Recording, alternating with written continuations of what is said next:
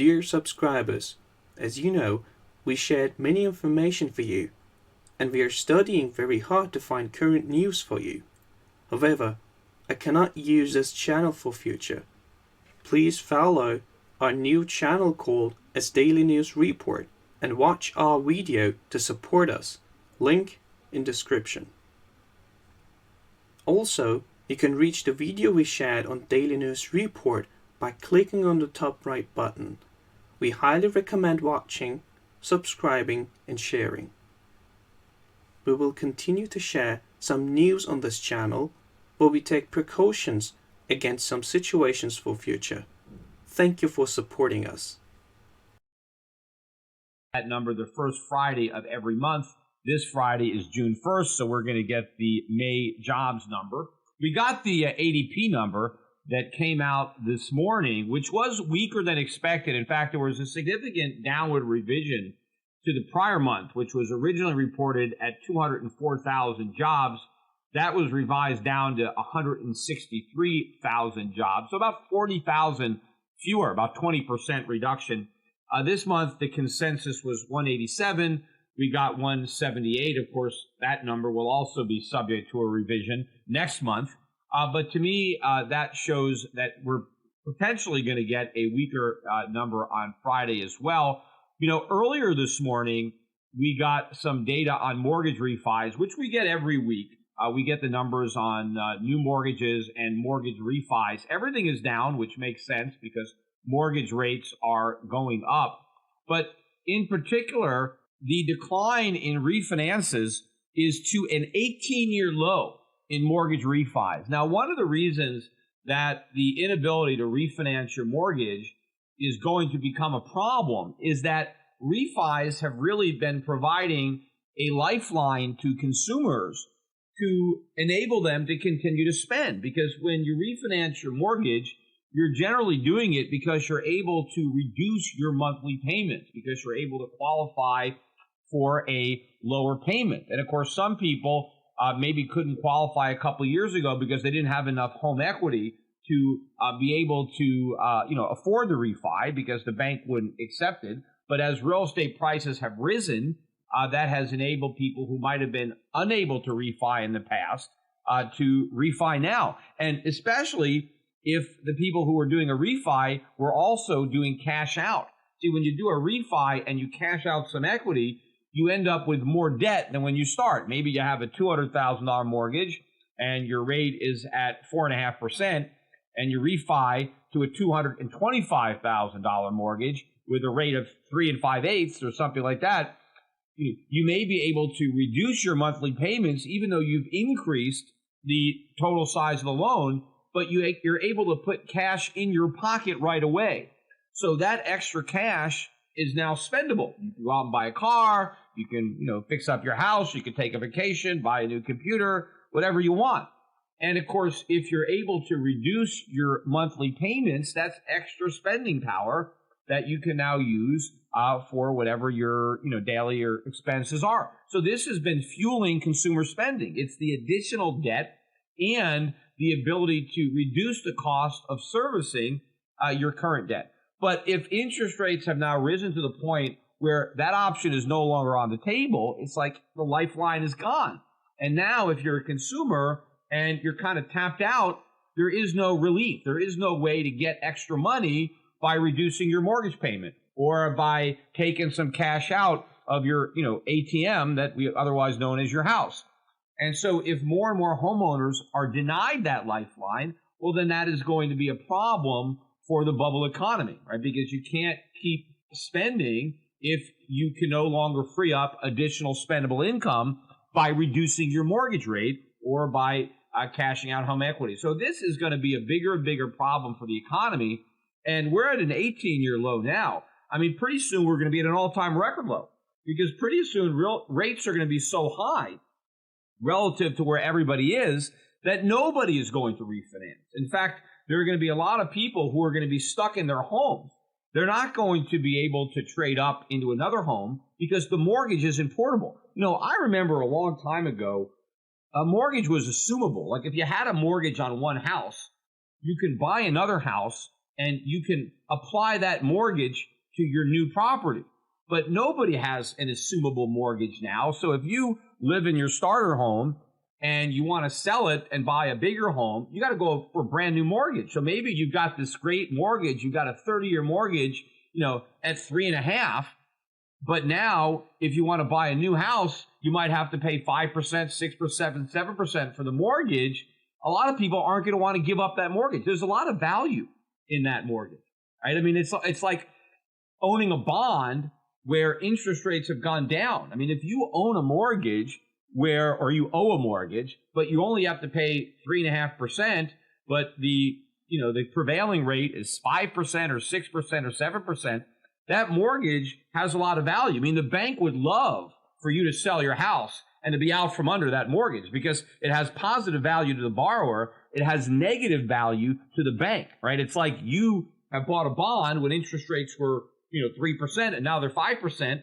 That bond has lost value because if you sell it, you've got to compete with current market bonds that have higher interest payments. So the banks would love it if you have a low rate and then you sell your house and now they're out from under that problem. But a lot of homeowners are not going to want to give up such a low rate. And so they're going to be stuck in their house. They're not going to buy another house. Now, maybe you could rent it out and turn it into a rental if you can get rent that is above your mortgage payment, and you can still keep it that way and maybe buy another house. But what's going to happen to more and more people is they're just going to be trapped, right? They're not going to be able to sell their house because they won't be able to afford the new mortgage if they buy another house. And of course, what also happens is that your mortgage is not only not transferable by you, but it's not assumable by the new buyer. And that's another thing that you used to be able to do. You can sell the house and the new buyer can take over your mortgage. But now the new buyer, if he wants to buy your house, he's got to pay the prevailing rate, which means that the price that he's willing to pay for your house is going to be much lower. So not only are a lot of people not going to be able to move because they're not going to be able to afford the higher mortgage rates, if they sell, they might sell at a loss because their value of their property has gone down because the new buyer has to pay a much higher rate, and that increases his cost to buy. And when people buy houses, they look at their monthly payments. And the more they have to pay in monthly payments, the less they can pay for the house. And so as interest rates rise, as mortgage rates rise, real estate prices fall. So the fact that so many people overpaid for houses, but also have very cheap financing is going to lead to a collapse in transactions because people are not going to be able to sell and other people won't be able to afford to buy. And this is not only negative for the housing market, for the home builders. I mean, look at their stocks. I mean, home building stocks have been under a lot of pressure, but this is just the beginning. A lot of these stocks are headed a lot lower. And of course, a lot of the banks, this is part of the problem that I talked about. Everybody was saying, oh, banks are going to benefit from rising interest rates. They're not. Be careful what you wish for if you're a bank because rising interest rates are going to expose a lot of problems in the banking sector, and they are going to deliver a lot of losses for lenders. And that's probably one of the reasons that banks are falling, although one of the reasons they may have fallen so hard yesterday were, again, the problems in Italy. But we did have a profit warning, I think, from Morgan Stanley, and that was one of the biggest decliners. I think the stock dropped by about 6% on the news. But the problems that Morgan Stanley are having are being had by other banks. Of course, the big decliner, or one of the biggest decliners, I've been talking about that one, was Deutsche Bank. And Deutsche Bank hit a new 52-week low. It didn't quite make a new low since it collapsed, because I think it missed the low by about 20 cents or so. It's down at 11.57. It was up today. I think it was down around 11.18 yesterday, and I think the record low from a couple years ago was slightly above that. So it didn't quite take out the 2016 low. But remember, Deutsche Bank, that was a $100 stock before the 2008 financial crisis. And even when it collapsed in 08, I think it got down to about 20. So right now, it's about half the price it was at the lows of 2008. And I mentioned before on a podcast that maybe Deutsche Bank is going to be the Lehman Brothers or the Bear Stearns of the next banking crisis, which could be a lot closer at hand than a lot of people think. We also got this morning the revision for Q1 GDP. And the last report we got was 2.3%, and they revised it slightly down to 2.2%. But, it would have been lower than that had they not also reduced the GDP deflator. So according to the government, inflation was 1.9% for the year.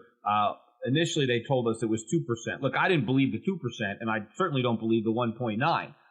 But even if you believe the 1.9, that means that GDP grew by 2.2. I think it's more likely that inflation was 2.9 than 1.9, in which case you can slash a full percentage point off the real GDP, because that would put it at 1.2, not 2.2. But the slowdown or the revision, I believe, had to do with inventories, which did not build as much as they thought. And in fact, we got more inventory data out today for April. And April, I think, was weaker than expected. They did revise down March, which is part of the decline that we saw in the GDP. But wholesale inventories were particularly weak. Right? Wholesale inventories for March were initially reported at up 0.5, and today they revised it to up 0.2. And that affected the GDP for the first quarter. But the consensus was for a build of inventories of 0.3% for the month of April, but instead it was flat. But it was flat from just up 0.2. They expected it to be up 0.3 from up 0.5. So if you actually look at where we are in inventories compared to where the consensus estimate was, it's well below. So I think that should take out from the estimates for Q2 GDP. Well, see, the Atlanta Fed is still at 4% for Q2. They're going to, I think, come out with their next guesstimate tomorrow. So we'll see. My view is that they are going to be moving lower with their estimate. Now, the trade deficit numbers came out for the month of April a little bit below the estimate. So that will help the GDP, and that'll be a smaller subtraction. The consensus was for a $71 billion deficit, and the actual deficit was $68.2 billion. But what's interesting about it is that both imports and exports declined by 0.5%. So, you're looking at a slowdown in both exports and imports, which generally would not be considered to be positive, right? You want more economic activity, right? You want to show that you're exporting more. And even the fact that imports are coming down. Why are imports coming down? Most likely because consumers don't have the ability to spend as much money. Certainly, I just mentioned they're not able to do the refis. And if mortgage refinancing was a source of additional consumer spending, to the extent that we're not doing as many refis, if we're at an 18-year low, then fewer homeowners can use that to finance consumption. And since most of what Americans consume is imported, if consumption is going to slow down, then imports are going to slow down as well. Let me move from the economic data to the market data, or the market's reactions to what's been going on. I mentioned at the beginning of the podcast, we had a lot of action in the stock market related to the political concerns that had developed in Italy that sent the Dow down over 400. I think we were down close to 500 points on our lows yesterday. We didn't close down that low. I think we were just under 400. And today we got the rally. In fact, the smaller stocks, U.S.-centric, Russell 2000, continues to make new record highs, as was the case today, up another 1.5%. The Nasdaq had a strong day, not to a new record, up about 0.9%.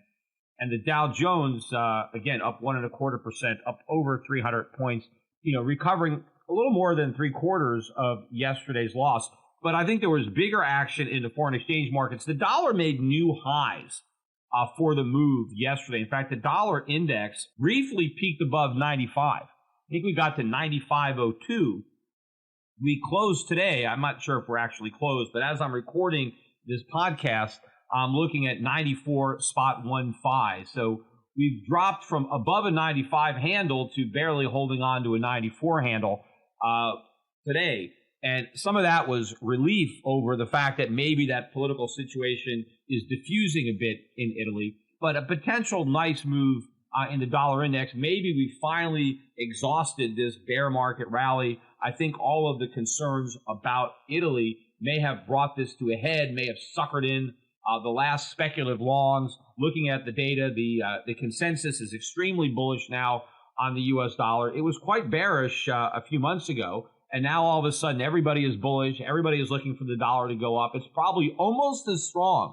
The bullishness on the dollar and bearishness on the euro is probably almost as extreme as it was at the beginning of last year. And of course, that ushered in the biggest decline in 14 years for the dollar. And so I think the fact that now we've got all the suckers buying into the dollar is now ready to go down. Also, we're seeing a reversal today in the bond market. U.S. Treasury yields had fallen sharply based on the concerns about Italy. And now that those concerns have lessened, we saw a sharp fall today in the bond market, rise in yields, though the yield on the 10-year still considerably below 3%, 2.842. Oil prices also going for a wild ride. Yesterday, the price of oil got under $66 a barrel, and today we closed back above 68, so well over $2 off of yesterday's lows. The oil stocks were among the strongest, if not probably the strongest sector on the day. But the weakness in oil, again, I think that was a function of the spike up in the dollar and the concerns about a slowing global economy that may result from the political problems in Europe. But nobody really seems to be acknowledging the fact that the slowdown is not limited to that side of the pond, that the slowdown is in America. But the conventional wisdom and what has been driving this recent dollar rally has been the perception, that while growth is slowing abroad, it's not slowing in the U.S., and that there's going to be this divergence of economic growth where we're going to keep on growing, the rest of the world is not, and that's going to drive monetary policy. The U.S. is going to keep tightening. The rest of the world is going to drag its feet on reversing their easy money policies, and that perception is what's driving this rally, because people are perceiving that we're going to have stronger growth, and therefore we're going to have higher rates. But everybody is missing the fact that growth is going to slow in the United States, and it's going to slow rather dramatically, as we are seeing now just by the data that's coming out. And of course, anecdotally, you can extrapolate on what is going to happen in the future to that data, given the fact that interest rates have already risen significantly and they're likely to rise more. Although, by the way, one of the things that happened today with respect to anticipated rate hikes is the probability of 3 rate hikes this year, 3 more. The first of the 3 coming this in June, right, in a couple of weeks. And the probability on a June rate hike is still about 90%, maybe 92%. But the odds of 3 rate hikes, which would mean 1 in June, 1 in September, and 1 in December, those odds were about 40% a couple of days ago, and now they're down to 25%, which is a pretty significant drop, a 40% reduction in the probability of 3 rate hikes. Now, I think that the probability is actually a lot less than that, because if they do hike rates in June, I really don't think they're going to hike in September. I mean, I think September is going to be off the table because, the election is in October, and they're not going to want a chance to hike, I don't think, especially if the markets are selling off and the economy is slowing down. And, of course, if that is happening, what's the odds that they're actually going to hike in December? So June may be it. June may be the last one. And, based on the fact that the market recovered, if the markets had kept dumping on this Italian news, then that might have taken June off the table. But the fact that that hasn't happened, at least yet, may give the Fed comfort to go in June, and that gives them a lot of breathing room between now and the next election. But now I really want to talk about the politics of Italy, because it's very similar to what's going on in the United States. I don't know how many people are making this observation, but I'm going to make it now. What has set off all the concerns in Italy is the outcome of their most recent election and the popularity of these fringe parties. Let's call them the far right and the far left, populist parties. And one of the things that these parties have in common is they are blaming the ECB for their problems, a lot of it having to do with immigration. And the idea is that, well, if they're in power, that maybe there's going to be a Brexit type situation, that they're going to want to pull out of the Eurozone, although the difference is the UK was never a member of the Euro. I mean, they always had the British pound. They never adopted the Euro currency. And Italy, they no longer have the lira. They are now, they're part of the Euro. So Italy leaving the Eurozone is much different than the UK, because now they have to, resurrect the lira. And of course, that would be the problem. But the fear that Italy may leave the Eurozone was not only pressuring the euro down against the dollar, we got down around 115 area, but it was really pressuring Italian government bonds. And if you look at the spread between what the German 10-year bond was paying and the Italian 10-year bond, it was as high as it's been, I think, since the EU. The Italian 10-year got up above 3%, whereas the German was 0.3. I mean, you basically was 10 times. You got 10 times as much money if you loaned euros to Italy than if you loaned euros to Germany. And of course, the reason is that if you loan your euros to Italy, there is a higher probability that you're not going to get your euros back. But what would really concern you if Italy left the Eurozone is you would not get your euros back at all. You would get lira. You may have loaned the Italian government euros, but they're going to pay you back in lira. Now, I never believed that Italy was going to be leaving the Eurozone. And in fact, a 3% yield on a 10-year, to me, doesn't reflect any real concern that Italy is going to leave the Eurozone. Because if people really thought that, they would demand a much higher interest rate than 3%. Because who knows how much value you're going to lose if you end up with the lira. Because the whole purpose of leaving the Eurozone and getting back the lira is so that you can have inflation. I mean, you still have so many people that believe that inflation is a panacea, that the reason they have problems is because they can't print enough money, right? That they're being hamstrung, that their economy is being held back by tight monetary policy. And if they can only print more money and have larger deficits, that they would have a stronger economy, that they would have more employment, but that destroys the value of your currency. And if you have loaned money to the Italian government, and you're expecting it to be paid back in euros, and you get paid back in depreciated lira, I mean, no one's going to want those bonds. And in fact, if you're really concerned that Italy is going to leave the Eurozone, you're going to want to yank your deposits out of Italian banks and put them into a German bank or some other bank. Because let's say you have euros in an Italian bank, and now Italy goes back to the lira. Well, they just might say, well, you don't have euros anymore. You now have lira at some exchange rate, and then it's going to collapse. So in order to avoid that, people who have euros on deposit in Italian banks, well, they're going to move those euros and deposit them in a German bank so they know that they're not going to get stuck with lira. So I think it was more noise because I really doubt that Italy would ever leave the Eurozone. And of course, they'd have to put that to a referendum. And, while the British were willing to Brexit because they never really adopted the euro, I don't think voters, a lot of voters remember the lira. The lira was a very, very weak currency. There was a lot of inflation. Interest rates were sky high. The Italians today, the Italian 10-year now is back below the U.S. 10-year.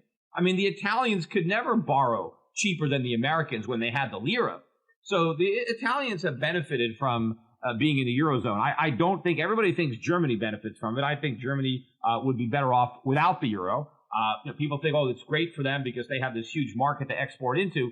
Germany never had a problem exporting. They had huge trade surpluses when they had the Deutschmark. So they had a very vibrant, growing economy. They needed the euro like a hole in the head.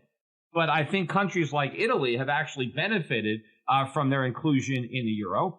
And to the extent that there's some fiscal discipline that's being exercised by Germany because they're in the euro, that is ultimately going to be a long-term benefit for the Italian economy. And I doubt if they put it to a vote that you'd get enough Italians who wanted the lira back and wanted to jettison the euro. But that created some panic in the markets, maybe some buying opportunity, maybe an end finally, right? People rushed in to buy the dollar on these fears.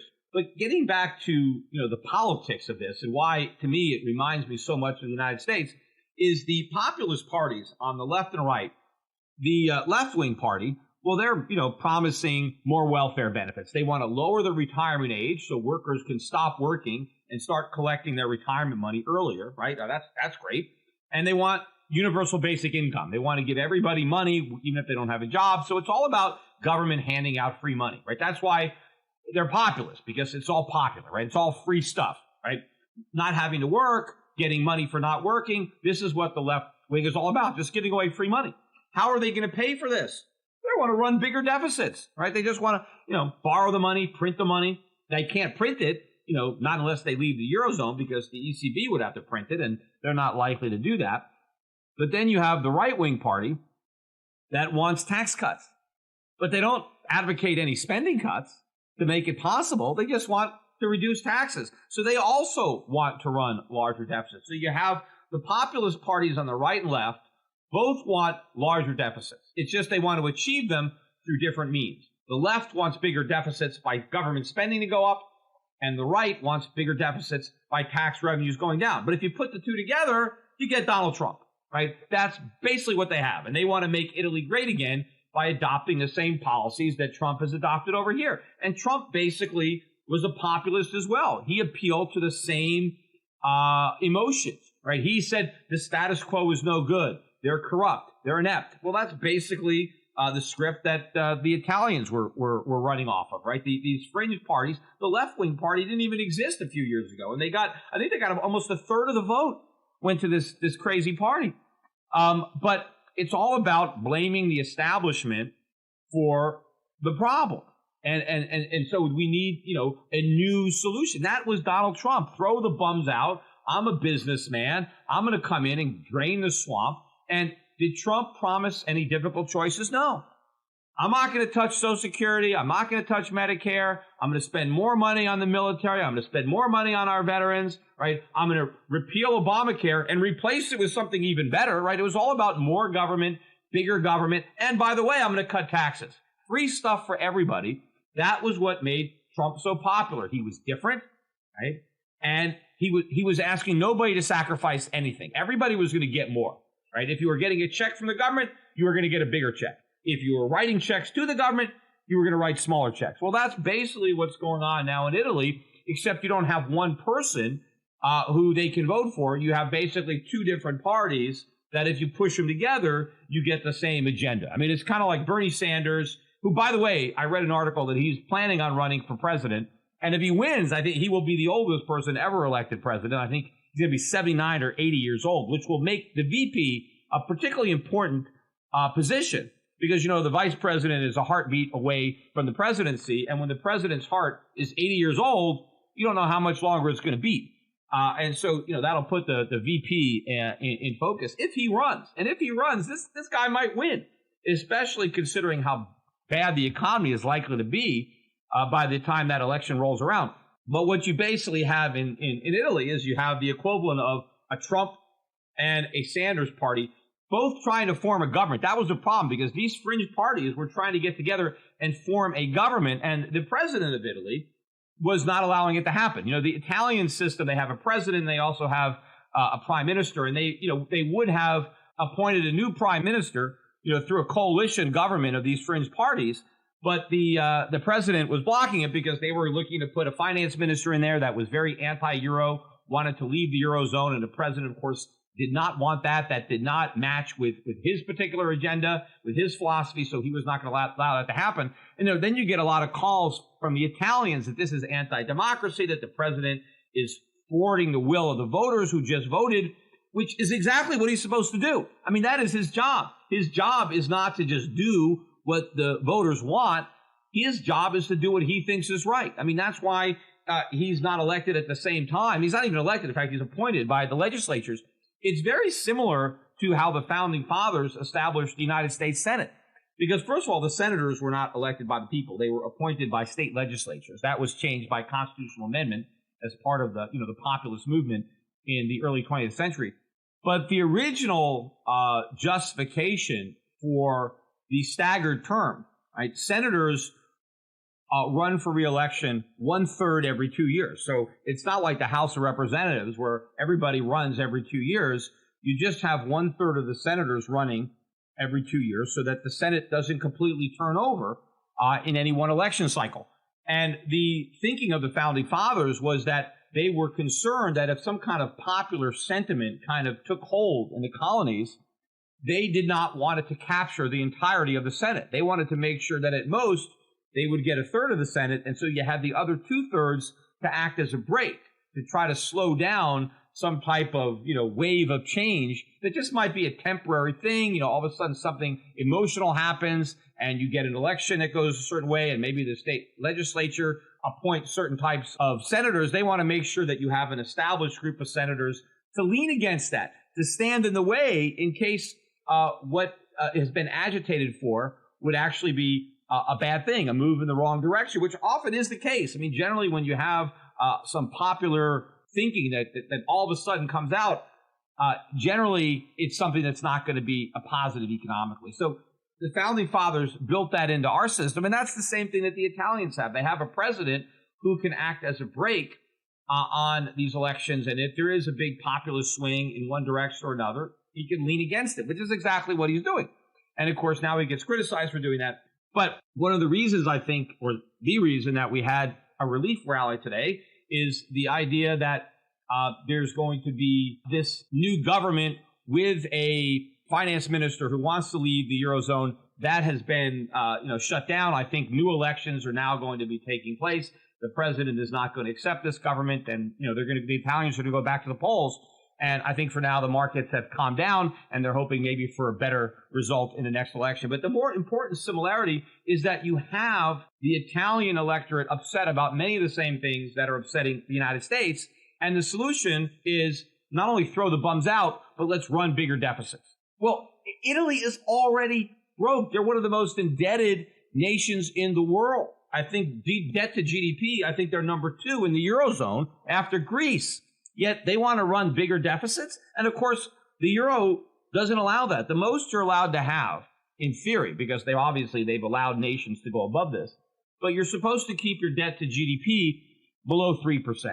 And I remember when they first launched that, the Euro's been around not quite 20 years. They launched it in 1999. So it's almost going to be the 20-year anniversary of this, what I believe will be a failed experiment. I just think that the dollar is going to fail before the Euro. But one of the problems, and I pointed this out at the beginning, was by putting a cap of 3% debt to GDP, you pretty much assured that every government is going to run a debt. Nobody's going to have a surplus. Right? Everybody's going to want to have a deficit, because if you don't and your neighbor does, well, you end up subsidizing someone else's deficit. So if you put a limit of 3%, well, everybody's going to try to be at 3%, which means that the debts always increase. And most of these economies are not growing 3% a year, but if their debts are growing by 3% a year, then their debt to GDP ratios are getting bigger and bigger and bigger. And so the Euro is actually a recipe for perpetual debt. Now, of course, if Italy was not part of the Eurozone, they'd be running even bigger deficits. But what is happening is now Germany is being less fiscally responsible, too, than what would otherwise have been the case. And now what is supposed to happen, of course, is if a country is running larger debts, there is a greater possibility that that country could default on those debts, right? That's supposed to rein it in, because now all of a sudden, if your creditors think that you've got too much debt, they're not going to want to loan you any more money, and now you're going to be forced to cut spending because you can't borrow anymore. But of course, the reality is the ECB is probably not going to let any of the member states default, and everybody knows that, and therein lies the moral hazard. Right? Because if Italy gets into too much debt, they won't default. The ECB will just print money and buy Italian government bonds. I mean, there is a small likelihood, and that's why the Italians are still borrowing at such low rates of interest. I mean, it's not quite as low as the rates that Germany can buy, but it's still extremely low, and that's because there is a high degree of confidence that the ECB is not going to let the Italian government default. And that is part of the moral hazard of the Euro. Because now all these states are going to be able to continue to go into debt because the ECB has got their back.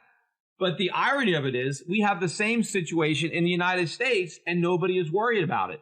We have 50 different states that are borrowing money. And some of these states are basically broke.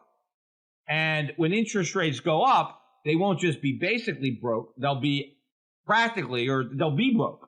And they won't be able to service their debt. I mean, I can certainly see that now. If rates really were to move up, a lot of these states would be insolvent, right? And certainly that's true with municipalities. And the government so far has shown an ability to allow a city to default, right? There have been some municipal defaults that have happened, and they've been allowed to happen. But there has never been a state default. And that is certainly a possibility. But would the Federal Reserve sit by and allow the state of California to default on its general obligation bonds, or the state of Illinois, or the state of Connecticut, or any of the states that have a lot of debt? Would they allow the default? See, I think that the Federal Reserve would no more allow a state to default than the ECB would allow a nation to default. And that is a moral hazard that is there that nobody is looking at. Because what would happen if the Federal Reserve bought the bonds of a state in order to keep interest rates artificially low for that state so that that state did not have to default on its debt or dramatically cut government spending in a way that would be politically unpopular in that state? That would create the immediate moral hazard, because now every other state would realize, hey, wait a minute, there's no reason for us to be concerned about the level of debt that we have, because if we ever get into trouble, well, the Fed's going to start monetizing our bonds. But then you create the moral hazard where the fiscally responsible states feel like idiots. Hey, why are we balancing our budget? Why are we living within our means when all these other countries are able to live beyond their means without any consequence? In fact, we have to pay the consequence of their profligacy because everybody suffers the same inflation. Because if the Federal Reserve has to print money to bail out the states that are insolvent, that have been profligate, then the citizens who are living in the fiscally responsible states see the same depreciation of their currency as the residents of the profligate states. So that is the moral hazard that I think investors acknowledge exists in Europe, but they refuse to admit that the same thing exists in the United States. People talk about, oh, we have all these nations that are sharing a single currency. They can't print their own money. Well, we have 50 states that are sharing the dollar, and none of these states can print money. And all of these states have massive debt, and all of these states accumulated massive amounts of debt when interest rates were ridiculously low. And when interest rates rise, it is going to be impossible to service the debt, let alone repay them. And of course, also, a lot of these states, not only do they have bonded debt, they have unfunded pensions. A lot of state politicians promised government workers all sorts of money, right, after they retired, but they didn't fund any of these promises. They just left it on future taxpayers, the same taxpayers that are on the hook for the bonds. But of course, the taxpayers are not on the hook for anything because they can leave. They can go to another state. And as they do that, the revenue implodes just as the debt service and pension obligations are exploding. And now what is the U.S. government going to do? Going to let a state default? And of course, if a state defaults and the muni bonds collapse, then people start worrying about other states defaulting. So they're damned if they do and they're damned if they don't. If the Federal Reserve allows one state to go bankrupt, then the markets start pricing in bankruptcy risk of all the other states. If, on the other hand, the Federal Reserve bails out the state that's in trouble, then more states get into trouble because everybody knows that there's no consequence to debt. And so they all start running up more and they start making more promises that they can't keep in order to get elected. That's what happened in Puerto Rico. And the same thing is going to happen throughout the United States. And looking at what's happening in Europe, instead of just thinking, aha, look at all the problems they have in Europe, when you're looking at Italy, you're looking in the mirror. Except the difference is the problems in America are much bigger than the problems in Italy because we're a much bigger country. The amount of money that we owe is much bigger. And Italy is a very small part of the global GDP. America is a big part. And a debt crisis in Italy is nothing compared to a debt crisis in the United States, because that's what's coming. And not just a debt crisis, but a currency crisis in the issuer of the world's reserve currency. In the meantime, the price of gold barely budged during this whole crisis. In fact, we're right at about $1,300 an ounce. Very little movement into the price of gold, but gold, was pretty stable even as the dollar was rising. The price of gold didn't really fall. It hung out. Not so with the cryptocurrencies. They continued to erode away. Bitcoin almost got below 7,000. Didn't quite get there. It got below 7,100. Then there was a sharp rise in the Bitcoin price, all the way back up to about 7,500, 7,600. Couldn't hold. As I'm recording now, we're trading between 7,300, 7,400. To me, the chart looks extremely weak. I am thinking that we're going to break through support, which is just below 7,000. My guess would be this next leg is going to take Bitcoin down to between 4,000 and 5,000. Obviously, it's going to drag the rest of the crypto world down with it. In fact, I think a lot of these crypto stocks are a potential ominous harbinger of danger to come. Look at how they're falling. Remember Long Island Iced Tea, right? They're one of the first ones. They changed their name to Long Blockchain. Well, that stock hit a 52-week low today. It's back down at 33 cents. That's about where it was before they changed the name. And then it went all the way up to $10 just because they changed their name from Long Island Iced Tea to Long Blockchain. And people were buying that stock for $10 a share. It's back down to a penny stock. It's 38 cents. But it's not just that particular stock. Look at this Riot Blockchain. That company, that rose up to $46, and now it's down to $6.97. Right? That's a huge collapse in the price of that one. Look at Hive. It didn't hit a new low today, but Hive, Canadian company, I think they mine mainly ether, but that was at $6.75 Canadian. It's down to $1.19. This Israeli company, Blockchain Mining, which used to be a resource company in Tel Aviv, and they reverse merged Bitfarm, which is Canadian Bitcoin miner, and I think the stock was under 100 a share in Tel Aviv, and it rose as high as 4,300 on the news. Well, now it's down to just over 1,000, down another 10% today. This is a 52-week low. It got down to 990, so that's a 75% drop from where it was a few months ago, but it's still 10 times what it was when they did the reverse merger. But the point is, all these stocks are hitting 52-week lows, so a lot of the speculative fire is leaving the cryptocurrencies. In fact, if you go on Google Trends, and just type in Bitcoin so you can see the amount of searches, and it has collapsed. I mean, it spiked up at the end of last year when Bitcoin rose near 20,000. But if you look at it now, Bitcoin is as unpopular now as it was before that huge rally. And so the fact that you don't have all this new money, remember, the momentum in the cryptocurrencies depends on new buyers. New people have to come in and buy more cryptocurrencies. Well, if nobody is Googling Bitcoin, if nobody is now learning about it for the first time and then buying it, you're running out of chain, right, for your chain letter, right? You need more and more people to come in, right? That's the Ponzi dynamic.